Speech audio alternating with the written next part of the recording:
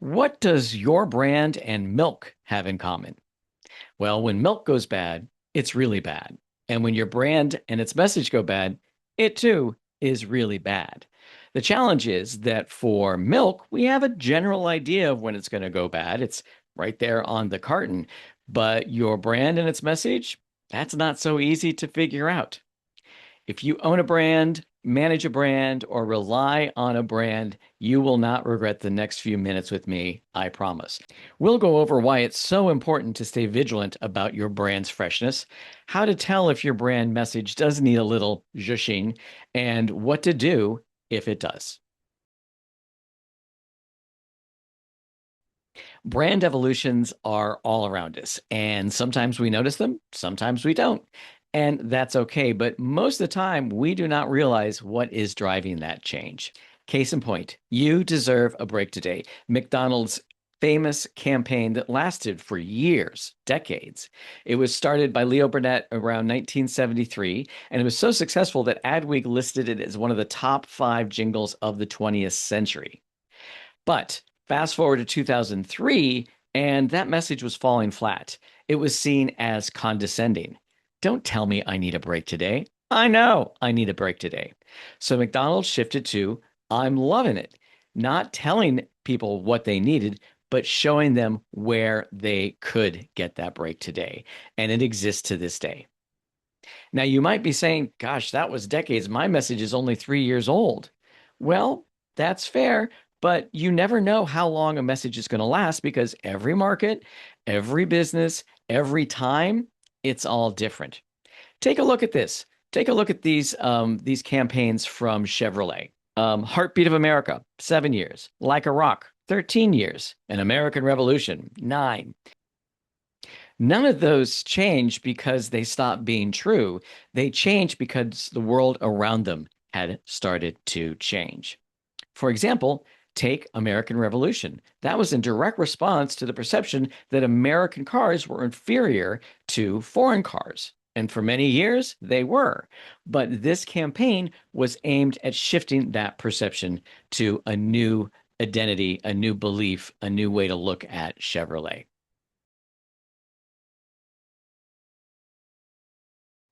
So most leaders don't realize or notice when their messages have gone. It's kind of like a crack in the foundation that slowly gets worse and worse, and then yikes, you got a problem. So here are some ways to be on the lookout for if your message is starting to falter.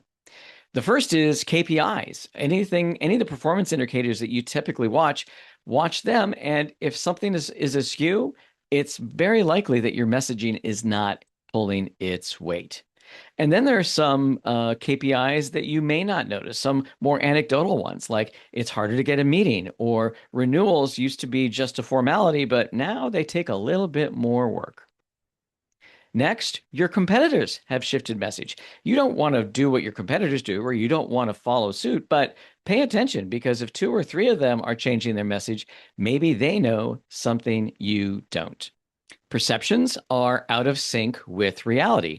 We talked about this briefly with Chevrolet, but in the 1980s, Rolling Stone, the magazine, was struggling because most of its advertisers thought that their readers were hippies, driving around in Volkswagen vans and doing protests and living on unemployment, when in reality, they were what were then called yuppies driving BMWs. So Rolling Stone launched a campaign called Perception Reality, and their ad sales all increased by 50% in that first year.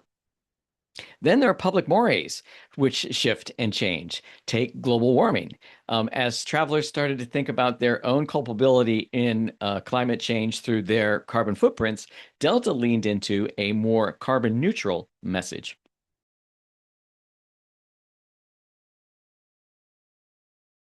So yeah, brand messages do not come with a expiration date or even an indication of when they might expire.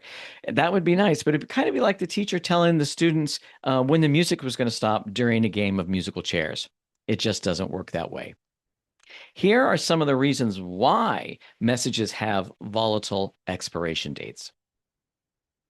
Technology. Think of all the times technology has shifted in the last few years, from social media to short form video to good golly, AI.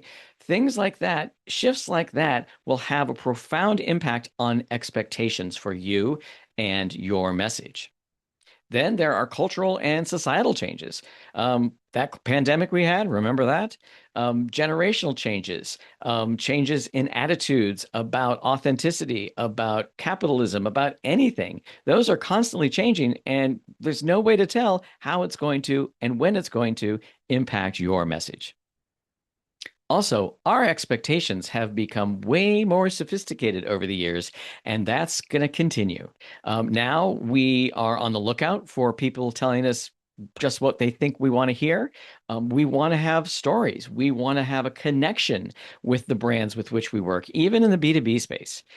So we as consumers, no matter what kind, have become more sophisticated. And then sometimes we just get what I call ear blind, which of course would just be deaf, but that's another topic. Think about the Febreze commercial from a few years ago where you can't smell the smells of your dog or your gym clothes or any of those things anymore because you're so used to it. Now, granted, repetition is an integral part of having a message received and remembered, but too much of a good thing is too much of a good thing. And so it's important to know when people have gone earblind to your message or deaf.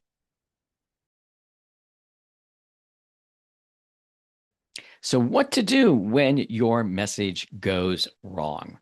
Well, what we do with our clients is we create what we call a focus and messaging framework.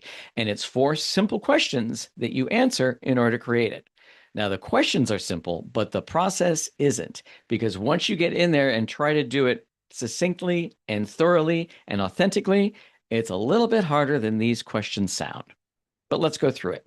First is why. Why do you do what you do? Why do you care about what you do? And more importantly, why should anyone else? Then there's how do you want to show up in the world? If your brand were a person, what adjectives would you like people to use to describe your brand? And this isn't silly fluff. This drives all of your communication. This drives your visual identity. This drives the tone of voice. This drives what you talk about and how.